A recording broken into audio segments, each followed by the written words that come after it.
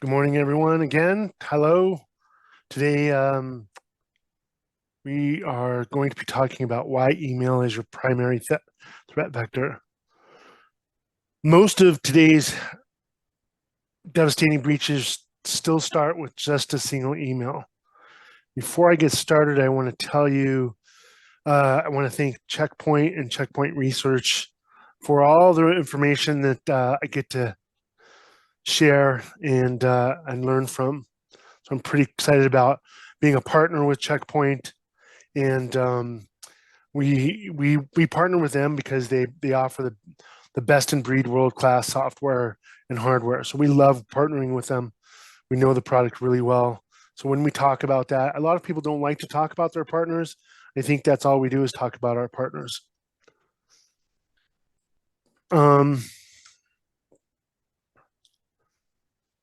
So again, we're going to talk about how secure are your emails and uncovering email security threats.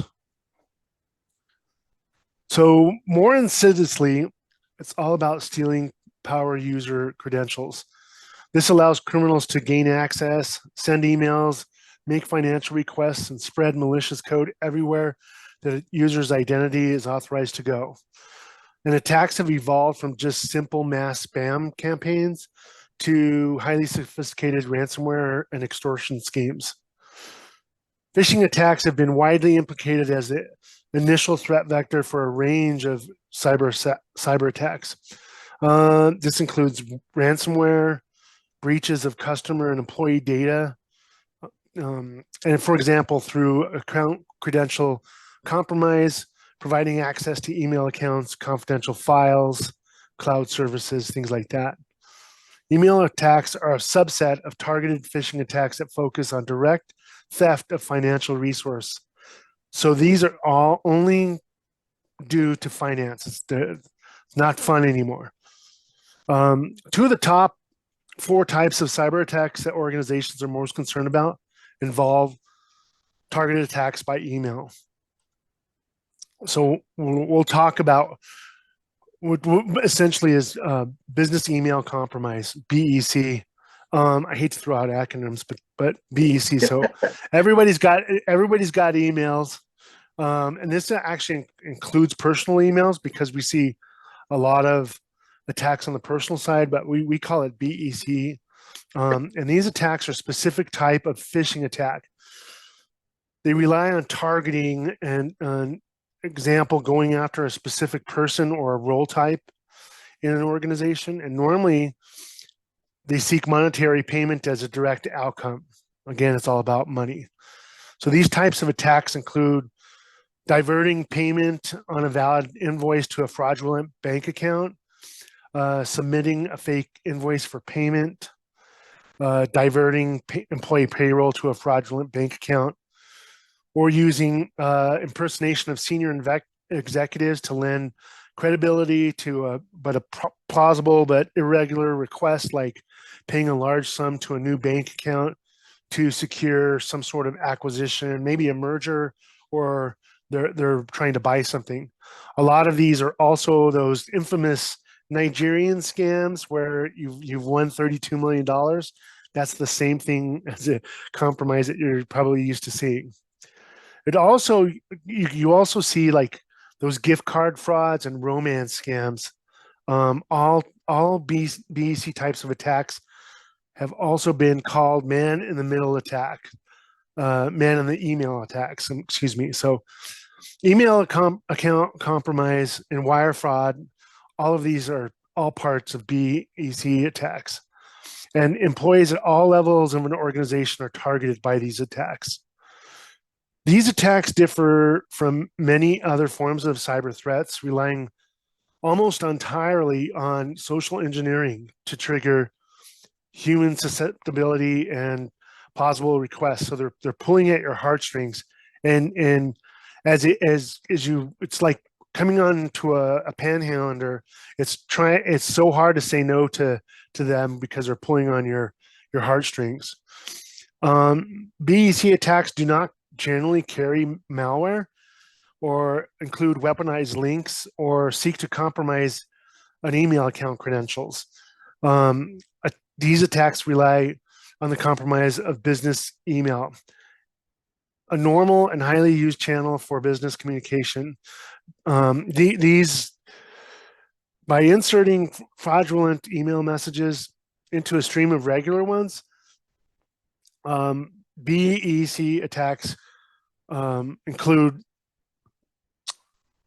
an impersonated email account. So you've probably seen this, and you see this a lot. Like, this looks really suspicious, but potentially you'll see something in your organization where it says your CFO's name at gmail.com, or you'll see something that looks like Microsoft, but that's spelled wrong if you look at it, or Amazon.com. And these are very interesting types of attacks, because people are so used to seeing these names that they don't look at it very closely. We see a lot of impersonated domains as well, where a threat actor registers a domain that looks like the domain name of the targeted company or one of their trusted vendors. And while the text of the domain is clearly different, many people miss the subtle differences in that look-alike a domain, kind of like this Microsoft domain I have up here. Lookalike domain variants are hard to spot with only a cursory glance, and it's unsurprising that regular people like you and me just miss the difference.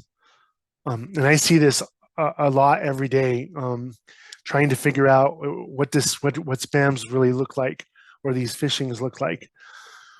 A compromised email account or a variant is a variant of a BEC attack. A senior executive at a vendor company is the victim of a scam, and that results in the compromise of his or her email account credentials.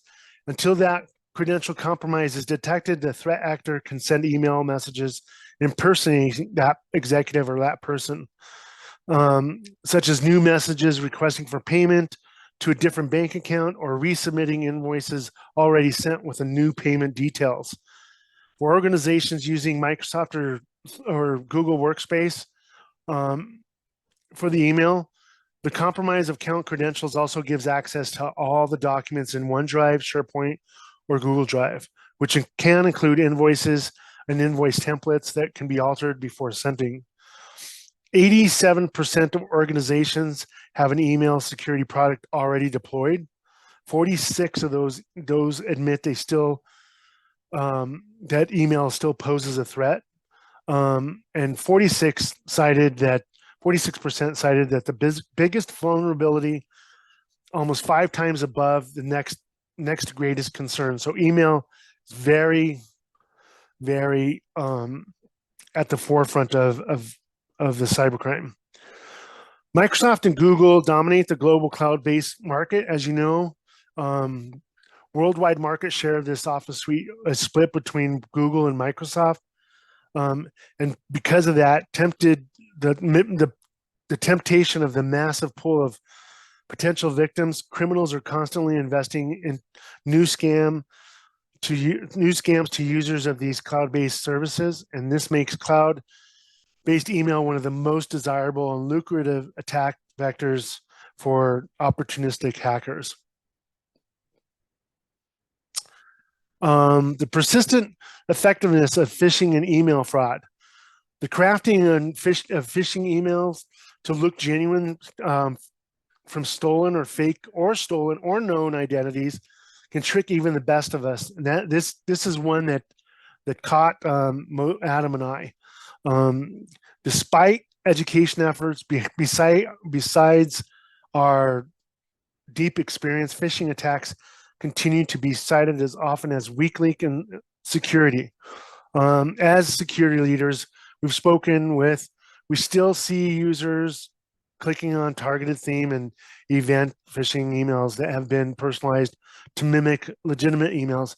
And as you can see in this email, it looks very, very legitimate, but when you look at these links actually do not go to government contractors. They go to a different website that looks like a government contractor, but it's not. Here's another one. And I failed a test on this. I thought this was legitimate. I did not catch the 3rd of July. It should be the 2nd of July. So again, this is how what we see, and even people like myself, like I said, fail these very difficult things to uncover. It's too late once you realize your credentials have been compromised. It usually takes one compromised account to create a viral reaction among users to user, device to device, or app to app that can be impossible to contain before damages occur. So for instance, we had a customer that they compromised his email, and they sent emails out to all the people that were in his Outlook contacts. And it wasn't until someone said, "Why are you sending me these weird emails?" that the customer knew that something was actually happening behind the scenes, which took quite a few. I think it took about a week for us to get to doing some remediation for that. These attacks are really costly. So again, criminals are only all about the money. Phishing threats are designed to deceive you and to result in shocking levels of business compromise. They ultimately cost you or your business reputation and millions of dollars in losses. On average, these scammers siphon off more than $47,000 per incident via fraud schemes related to phishing schemes and impersonation attempts. And in large businesses, these costs have gone up to $25 million. So they're very expensive. Some of these examples, One Treasure Island, the charity of San Francisco, paid $625,000 into the wrong bank account after hackers gained access to the bookkeeper's email account and changed the payment details on one invoice, submitted 2 additional fake invoices, and the money that was intended to be a loan to a partner to enable a new building project to combat homelessness was misdirected and not detected for a month. Because of the size of the money amount, the FBI declined to investigate. So One Treasure Island did not ever recover those funds. For a charity that had revenue of only $2.4 million, that lost payment represented a sizable proportion overall revenue. What was their reasoning for that? Which part? That they refused to be a part, investigate. It was too small. Too small. The amount was too small. $625,000 was too small. So as a small business, you figure you lose $250,000. When you call the FBI, they're not going to respond. It's too small. They're just inundated. I'll talk a little bit more about what's happening there. Scott County School District paid $3.7 million to a cyber criminal's bank account after receiving a change of bank account details by email. That payment was discovered 2 weeks after the fact when the vendor who should have been paid asked why their payment was overdue. That was the only reason they knew they had paid that much money. They lost that $3.7 million.